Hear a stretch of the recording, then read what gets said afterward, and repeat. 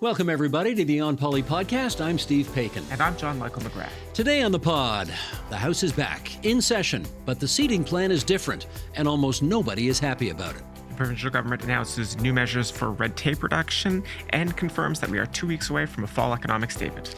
We'll have some updates from some unusual developments in municipal politics around Ontario. The province and federal governments are spending $3 billion on a small modular reactor in Bowmanville, and there's a doctor shortage in the province, so why are international medical graduates being given a harder time finding residency spots? And in your column, my column, I'll talk about the idea of government-run grocery stores. And I'm going to pull a McGrath here, okay? I'm going to pull a McGrath. I'm going to talk about housing policy and how we get more homes built. It's Friday, October 24th, 2025, so let's get to it.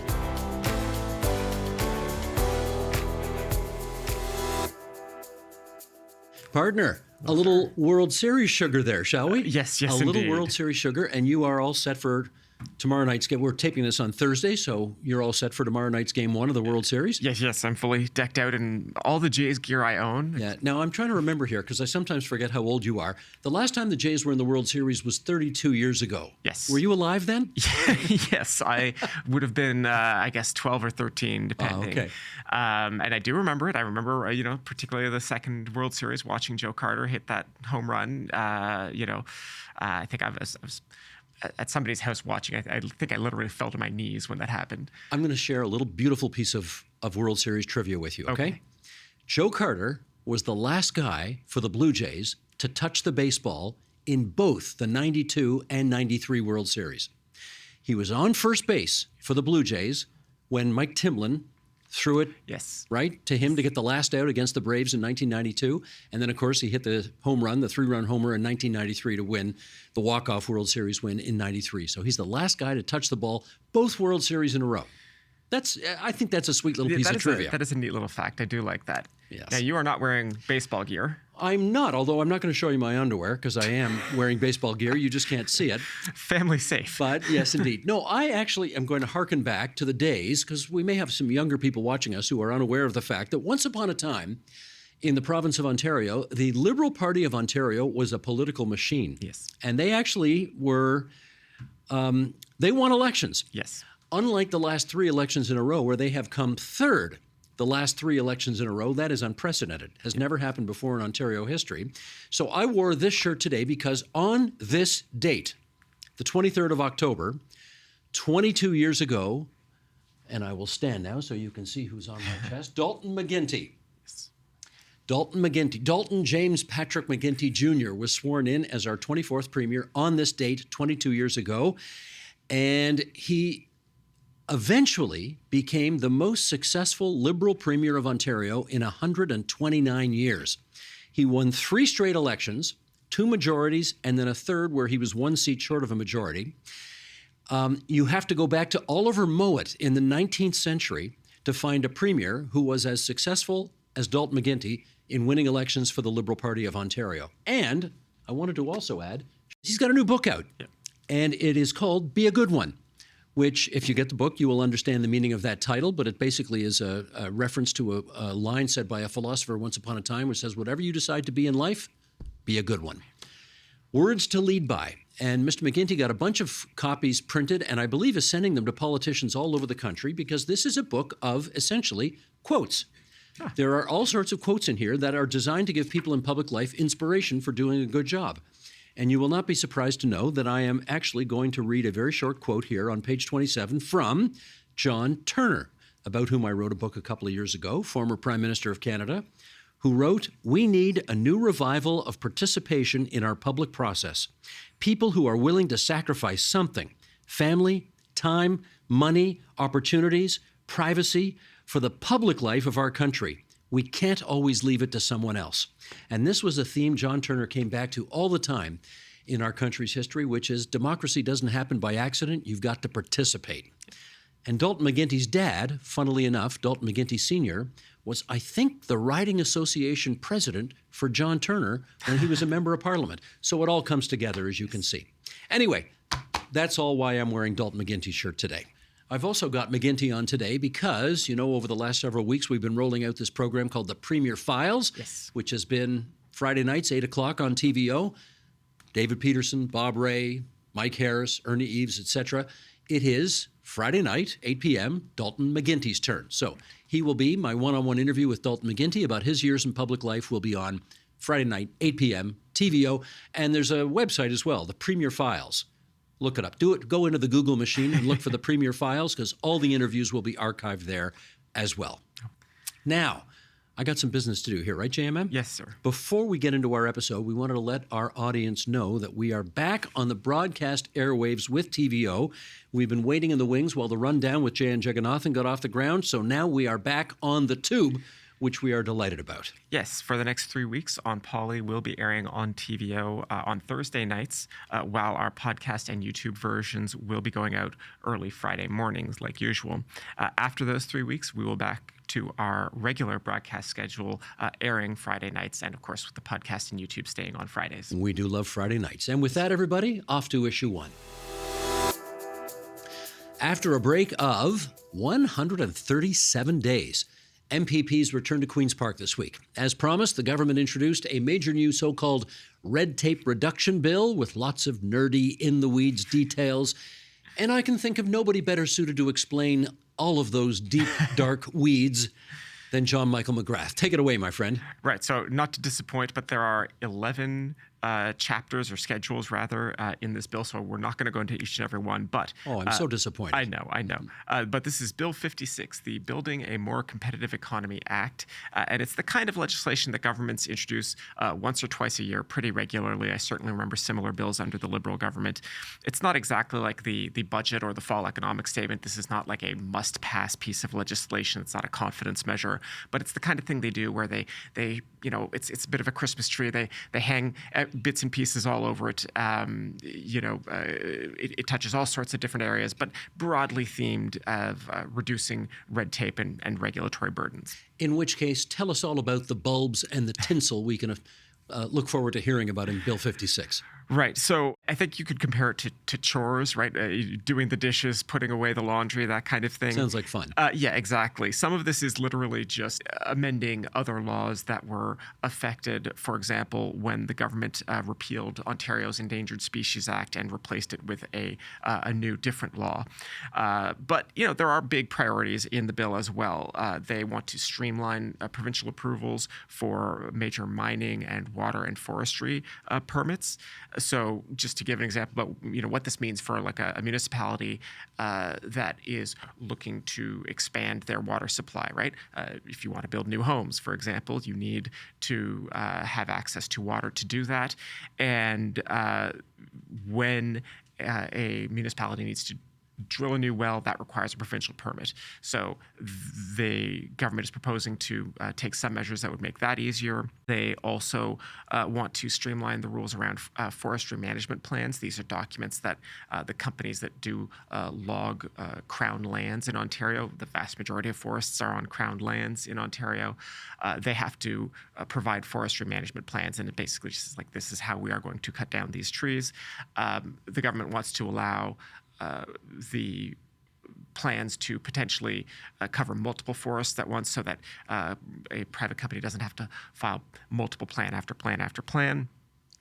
And then Bill 56 also has a number of changes that are intended to make it easier for healthcare workers who are licensed in other provinces to work in Ontario. We're going to talk about that some more later, but Yes, does absolutely. the bill have anything more to say about that? So this has been a priority for the government since at least the pandemic, getting more people into the healthcare system. This builds on other measures that they introduced earlier this year. They are strengthening what they have been calling the as of right rules for regulated professions, so that it will now include more professions in Ontario, dentists and denturists. I didn't realize that denturist was a profession, but it is. Denturists? Yes. People who make dentures. I guess the people who help fit dentures to okay. patients. So they will now be able to work in Ontario without having to first get reaccredited by the provincial college. They still do eventually have to get accredited by the Ontario-based college, but if you were accredited first to, be a dentist in Alberta, you can come to Ontario, start working right away, and then get accredited later. So is this actual evidence of the kind of taking down of interprovincial barriers that Prime Minister Carney had talked about when he came into office. Are we seeing some of it actually happening here? Yeah, it is absolutely part of that. I would say that it's also, it's not just being done in the grand interest of interprovincial labor mobility, right? Ontario, as we mentioned earlier, this is also Ontario wants to get more healthcare workers here, so it's also self-interested in our part. One prospect I have raised previously in writing for the website is that, this is a sword that cuts both ways. And if other provinces make it easier for Ontario resident professionals to work in their provinces, there is the possibility. I mean, I will not go into housing policy right now, but given how expensive housing is in Ontario, there's always the possibility that other provinces could make it much more attractive for Ontario-trained professionals to leave Ontario and go work somewhere else where they can make decent money for much lower cost of living. True that. I also see a reference in here, one project, one process. What does all that mean? Right. So currently with major mining projects, they have to get multiple permits from multiple different parts of the government, including, we should emphasize, Ministry of Indigenous Affairs. Sorry, it has a different title now, but there is an Indigenous consultation component. And of course, there should be. The government says that they are moving to a one project, one process framework where they will consolidate all of those approvals into one process so that it is easier for a mine proponent to get through that process with a bit more clarity. They have emphasized that they are not weakening the Indigenous consultation part of that. They don't want this to be read as Indigenous people being frozen out of the process. But obviously that's a concern, right? And we're going to see how Indigenous communities in Ontario both react to this law and are, this is not a new law exactly. I'm told it is the Ministry of Indigenous Affairs and First Nations Economic Reconciliation. They have changed that title multiple times just since 2018, so I apologize for not having it straight. But yes, we're going to have to wait and see exactly how Indigenous people react to these changes. Shall I ask about the number one foofara happening in municipalities across Ontario right now? Do you mean speed cameras? I do mean speed cameras. Is there anything in this bill about that? Yes. Remember how I called it a bit of a Christmas tree when everything got hung onto it? Well, the government's promised changes to forbid the use of speed cameras in Ontario. That got hung onto this particular Christmas tree. And so, yes, there is one of those schedules of the bill removes the section of the Highway Traffic Act that had previously given municipalities the power to use so-called automated speed enforcement or speed cameras. Worth noting that we've had some polling about this issue. Liaison Strategies polled speed cameras and found that I'm going to summarize here, but basically the only group of people in Ontario who support this policy on net are PC party voters. Everyone else is opposed, and it's not even like a 90-10 issue. Opposed to getting rid of the cameras. Yes, everybody else outside of the PC party or self-identified PC party respondents supported keeping speed cameras, and in particular supported keeping them around school zones. They were asked, 3/4 of Liberal and NDP respondents support retaining speed cameras. Then they were asked specifically about retaining speed cameras in school zones, which is not the government's announced policy. More than 80% of Liberal and New Democrat respondents say yes. And that particular issue of keeping the cameras in school zones is roughly tied for PC respondents. I wondered whether that might be a possible opening for a compromise between the Premier of Ontario, who wants to get rid of all of the cameras, and, as we've noted this past week, some of the big city mayors around Ontario who wrote a letter to the Premier saying, I think Marianne Mead Ward from Burlington led off this letter by saying, look, I understand you don't like the cameras on the main streets. We'll ditch the cameras on the main streets, but please, can we keep the cameras at schools? Because we need to incentivize people to drive more slowly around schools. Otherwise, some kid's going to get killed. No indication yet on whether any of this polling or whether the mayor's entreaties will result in a change of policy from the Premier's office yet, right? No movement yet. No movement. I'm not optimistic given the text of Bill 56. I will add that aside from Bill 56, the government has also announced a bill this week, and this is another bit of a Christmas tree bill that it has a number of changes that it would make, including to municipal approvals for housing. Obviously, housing has been a priority for this government, but housing starts have been trending down for quite some time. And the government is changing some of the rules around things like planning and zoning policy. But one item I wanted to bring to people's attention is in Peel Region, where the government is finally moving forward with a publicly owned water corporation. I think the largest single part of development charges in Peel Region go to financing water infrastructure, and the government has been saying an alternative model that they want to explore is creating a municipal services corporation specifically for water infrastructure. So this would take it off of the property tax rate base and would instead create like a metered service in the same way that you buy your internet service or your electricity service from a corporation. This would just be a water corporation.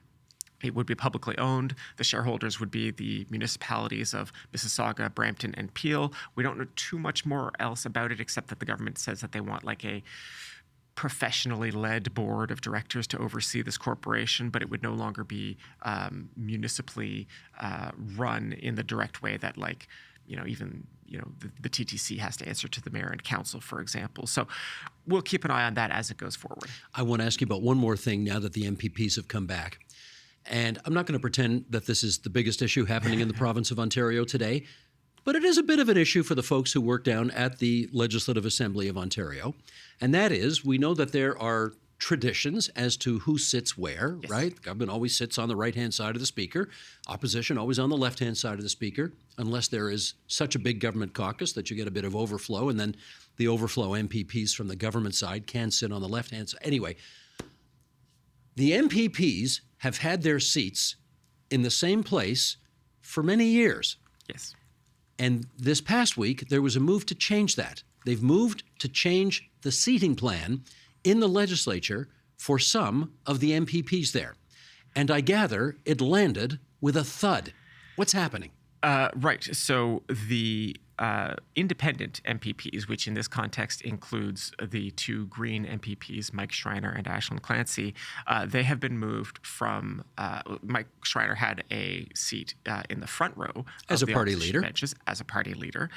He has been moved to the back row of the opposition side of the House. And you might think, oh, well, Donna Skelly, the speaker, is a progressive conservative, as speakers usually are for a member from the governing party. She's just doing this to, stick it to the opposition party. Except no, Government House Leader Steve Clark has written a letter saying that he does not support this measure and would like to see Schreiner restored to his spot at the front of the House. So we will see what happens next. I would say that it is possible for the House to override decisions of the Speaker. We saw that in the last legislature on the issue of Ted Arnott ruling that the CAFIA was a political statement. And the House did not, in fact, reverse him, but they put it to a vote, or at least tried to get it to a vote. But the issue is that the government actually has to be the one to move the motion. And so I suspect this is the kind of thing that they are trying to settle relatively quietly and amicably in a backroom decision. But well, at the risk of getting too deep into the weeds here about something that at the end of the day is important to the members, but maybe not to the population of Ontario, Speaker Skelly's view is that independent members in legislatures all over the country and in the federal parliament don't get a front row seat. They always sit at the back. And I guess the issue with that is if you've been sitting in the front row for the last however many years Mike Schreiner's been an MPP. How many? 2018. Right? 20 years. So it's years. Okay. So 7 years already. If you've enjoyed a front row seat from which to make your points and have your voice be heard, and then suddenly you're shunted to the back, you're taking away previously held rights, and that looks potentially mean-spirited. That's the argument anyway. Yeah, and I would also add, I'm unimpressed by the argument that because this is how it is done in Ottawa at the House of Commons, that Ontario should mimic it. I'm a big believer in federalism in this sense of Ontario does not have to ape everything that happens at the House of Commons. And I've, this is not even the first time this has come up where, since 2018, because of the influx of Tory MPPs who were previously federal Conservative MPs, there have been a lot of changes that were justified on the basis of, well, this is how they do it at the House of Commons. And every single time it puts my teeth on edge. We are not the House of Commons in Ottawa. The House of Commons, frankly, not even the most important legislature in Canada, if I could say it. Which one is? Well, I would argue Queen's Park is. Oh, okay. Look, I mean, what are the subjects that touch people's lives? They're overwhelmingly provincial matters. We saw it in the pandemic, and Ontario is the biggest province. So, federal partisans out there, come fight me. You know what they used to say? They used to say that, what Parliament Hill is important for is making sure the mail gets delivered. And now you can't even say that anymore. Indeed. Yes. Anyway. As we say, not the most important issue in the world, but we're going to keep an eye on it because it is of some interest. Yes. And with that, we're off to issue 2. Yes, Toronto is the provincial capital, but there's obviously lots of stuff happening outside the capital city that we also keep an eye on here. For example, in Tiny Township, yes, that's what it's called, Tiny Township, on Georgian Bay, the mayor and the majority of council want to build a new municipal headquarters. There is considerable opposition to this plan. In fact, there was a protest against the plan, and the mayor is alleged to have driven over the foot of a protester. Here's one eyewitness account. Hi, folks. It's Drew Ironstone here. I've just returned from a rally at the site of the new Tiny Township Administrative Center, where there were over 100 people protesting the construction of an unneeded and unwanted building. I witnessed a disturbing event, and it was George Lawrence, who was a former deputy mayor and mayor of the township. As Mayor Evans was leaving, George was standing in front of his vehicle, and the mayor decided that he wasn't going to stop, and he continued driving and forced George off to the side, where he then ran over George's sign and also his foot. Just so you know, it's actually not called Tiny Township because it's tiny. Right. It's fairly decent sized. It's called Tiny Township because there was a lieutenant governor's wife many, many years ago who had a dog named Tiny, and she named the township, or she had her husband name the township after one of her pet dog, Tiny. Yes. And there's a couple of other townships in the area yes, one. Very good. Yes. Yeah, that are also named after her pet dogs. Yes. Anyway, that's why it's called Tiny Township. This has turned into a bit of a thing. Yes. And there has been, on the occasion of this protest, the OPP actually had to intervene in order to let some of the cars of the dignitaries in the town, of the township, leave a place where they were having a press conference because the protesters were pretty bloody angry. So this is not downtown Toronto. This is Tiny Township, yes. On the shores of Georgian Bay. A lot of consternation about this new building. Yeah, and we're seeing a bit of a theme recently. There's also been a similar-ish issue in Rideau Lakes Township, where they're also debating this issue of building a new municipal center for the community.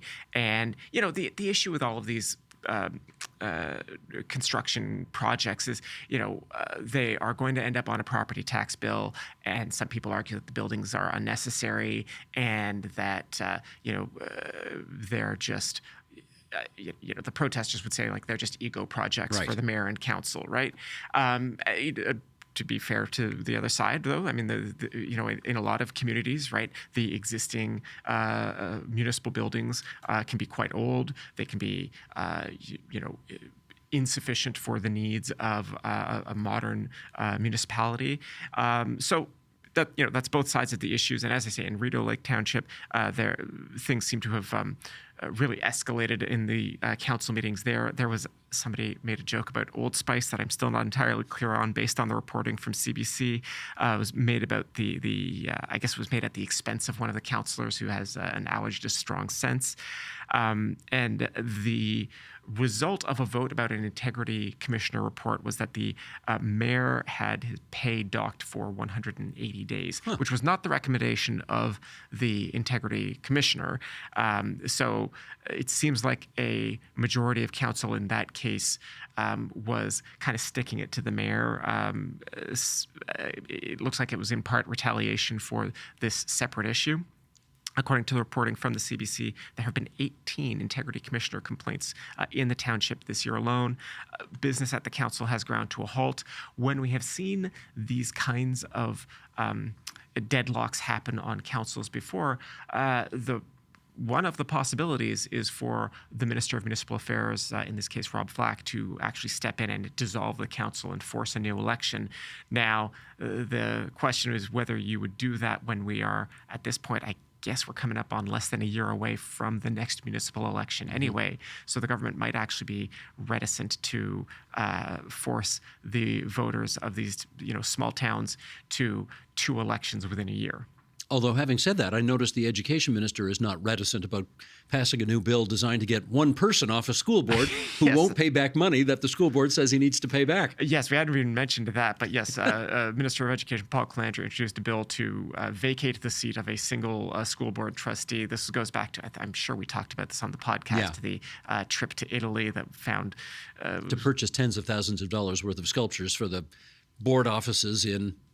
I guess, is it Peel Catholic Board? Haldeman Brandt Catholic Board, I think. Haldeman Brandt. And, Sorry, Peel. I take it back. yes, and other members of the school board had, in fact, repaid some of these costs, but one holdout councillor has not. And so the legislature, in its wisdom, is going to consider a bill to vacate the seat of a single school board trustee. You know what? I got to tell you, in all my years watching Queen's Park, I can never recall any government passing a bill designed to remove one person from one job on one school board somewhere in the province of Ontario. That's really quite a lot of special attention, isn't it? Yes. Well, and the current premier might not love this comparison, but I remember when things were going real crazy at Toronto City Council in like 2012, 2013, and there was a very live debate about whether it would even be appropriate for the province to allow Toronto City Council the power to remove the mayor from office.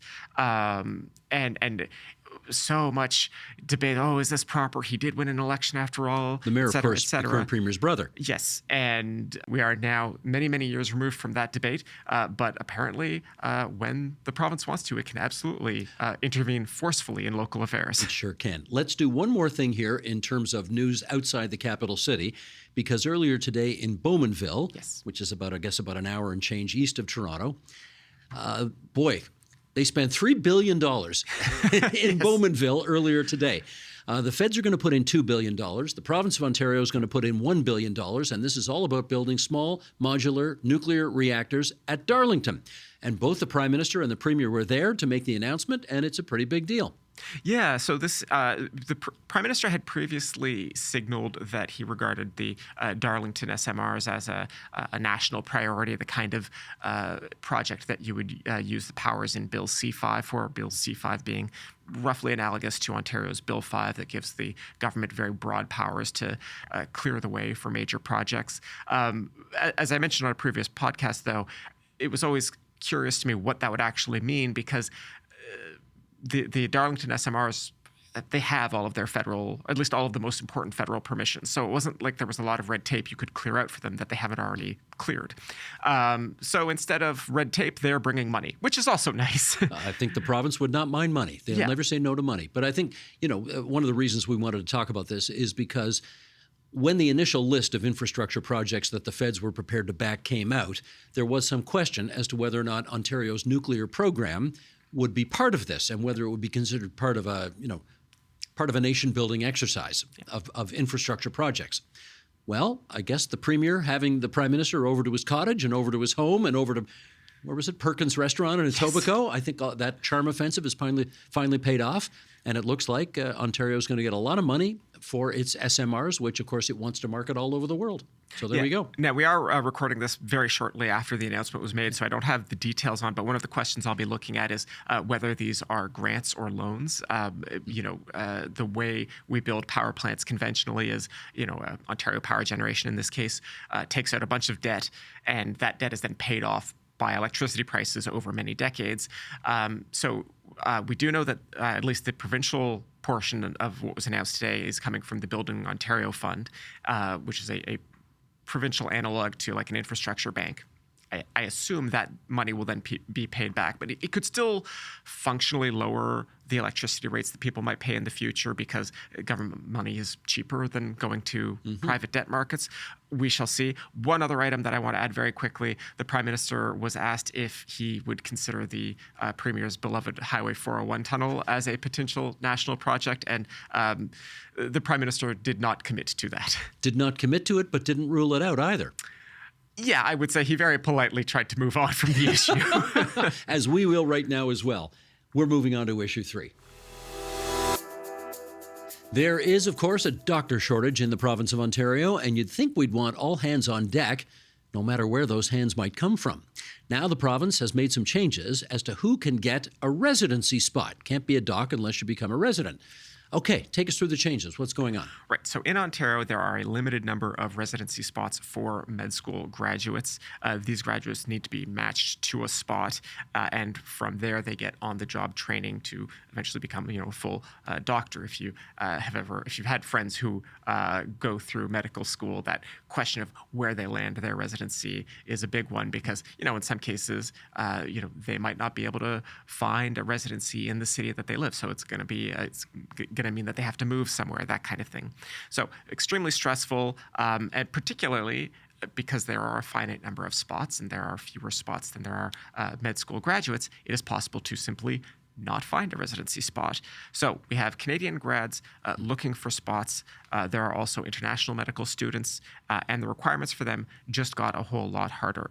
International medical graduates will need to have completed at least 2 years of high school in Ontario to be qualified to be matched with a residency spot. There are some exemptions for students whose parents are deployed with the Canadian Armed Forces or with diplomats, but this has caused a whole bunch of outcry from medical community who, of course, as much as anybody, they know how severe the doctor shortage is. Why make things more difficult for international medical graduates? So I don't know for a fact what is going on this one exactly, but I will remind people that about a year ago, the province announced that it was going to prefer Ontario students in med school applications, saying that they wanted 95% of med school students to be domestic Ontario students. I think if the government hadn't made these changes to the residency rules, they were worried that the pipeline that you're creating would have funneled new Ontario raised students into the residency program, but they would suddenly be in much fiercer competition with international students. So because they'd already made that decision about preferring Ontario-based students for med school enrollments, they were looking at, okay, well, we need to make sure that there's space for them in the residency programs as well.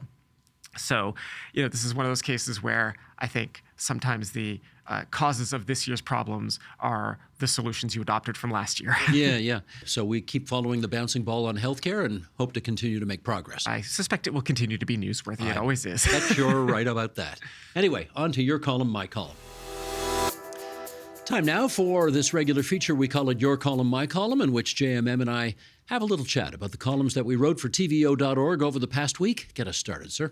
Right. So the NDP, the federal NDP, are having a leadership contest, and Avi Lewis, who you and I both know, formerly a journalist, is proposing government, or what he's calling a public option for grocery stores. And this, of course, follows on the proposal by Zoran Mamdani in New York City, who also wants to see like a city-owned series of grocery stores. He's the Democratic mayoral candidate for New York. Yes, exactly. And so I wanted to write about this. I spoke with Lewis about what he means by a public option for groceries, because I think the phrase is kind of ambiguous. And so we chatted a bit about that. And, I had a bit of fun with the opening to the column because I do think it's a bit weird where, the province of Ontario owns 2 different train companies, 2 power companies. They, of course, own a public broadcaster. They have, within recent memory, they owned an amusement park. Within my lifetime, they owned a bank. And a highway. And a highway. But you suddenly you talk about grocery stores and people start talking about like Soviet bread lines and all that. And, I think, look, there's plenty of reasons to be skeptical about this idea because, the obvious one that we should mention is that, like, in fact, the grocery business is runs on pretty narrow profit margins. They make their eye-watering profits on volume. So it's totally fair to be skeptical of the idea that this is a area where the government is the obvious solution, let me put it that way. But I did enjoy talking with Avi Lewis about it, and I hope people get a kick out of the piece we wrote for the website. It's good debate, regardless. Yes. You know, whether I've certainly talked to people in the grocery store business who think it's the stupidest idea they've ever heard. Yes. But they would, of course, right? Because they don't want any more competition Oh, yeah, and as also, a public option. Sorry, to the list, we should also add the government owns a food wholesaler. The Ontario Food Terminal in Etobicoke. That's right. Is also like, the government this is not an area of pure, libertarian anarchy. Exactly right. Well, guess what I did a couple of weeks ago? What did you do, sir? I pulled a McGrath. I think that's what we're going to call it now. I pulled a McGrath in as much as I went to a conference put on by the Ontario Home Builders Association all about housing and about how we're going to get more homes built in the province of Ontario. And full disclosure, before we go any further, my brother is a home builder. I think if he were here, he would tell you business is way off, as it is for everybody right now, because nobody's buying homes, nobody's building homes. And it's in some respects, it's a perfect storm right now, not just here in Ontario, but across the whole country in terms of trying to get stuff done. So I went to this conference and I sat in on a panel of 5 Southern Ontario mayors, all of whom are trying to, get shovels in the ground, get stuff built, but not much is happening. There's no silver bullet to getting more homes built right now. I think one of the things I learned as I emerged from that conference is that you need probably 25 different things to change right now if you're going to get any homes built. Development charges, well, municipalities love them because it helps pay for all the infrastructure that will be required, the new water systems and sewers and so on and so forth, except that, they're expensive and it adds to the cost of a home. Land transfer tax, well, same deal. The municipalities need them, but of course it adds to the cost of the home. The federal government is musing right now about taking the HST off the price of a home for potentially first-time home buyers or maybe beyond that. Look, homeowners aren't stupid. They're waiting to find out what's in the federal budget and to see whether that tax break will come forward before they make any purchases. So again, that's another reason why people aren't buying right now. Interest rates are high. Skilled labor is harder to find nowadays. Annette Groves, who's the mayor of Caledon, said that she's got, I think it was 11,000 acres of greenfield she wants to start developing. And she says, sorry, we are going to put development charges on that because we need $6 billion to pay for the infrastructure required to service 11,000 acres of brand new homes. So some good things have happened. I think Marianne Mead-Ward from Burlington talked about the fact that she created a new subcommittee of council with councillors and developers on them in an effort to sort of prevent the paperwork from going back and forth and back. When a developer has a plan in mind, they go to this committee meeting, they sit down with the councillors, they hammer it out right then and there, and the thing gets done quickly. Having said that, I think they have approved hundreds if not thousands of new housing units for which shovels have not gone in the ground. Mississauga has improved things. Carolyn Parrish, the mayor, was there. She had a funny line, actually. Carolyn Parrish said that when she was on council as a councillor, as a favor to Hazel McCallion, the then mayor, she voted in favor of development charges to pay for those services as a result of new developments. She said it was the single dumbest thing she thinks she ever did in her life. And then after she said that, she said, now wait a second. I've been married 58 years, so I'm sure I can come up with another dumb thing I've done over the course of my life. But anyway, if you think about the fact that as much as a third of the price of a new home is taxes, fees, development charges, that kind of thing.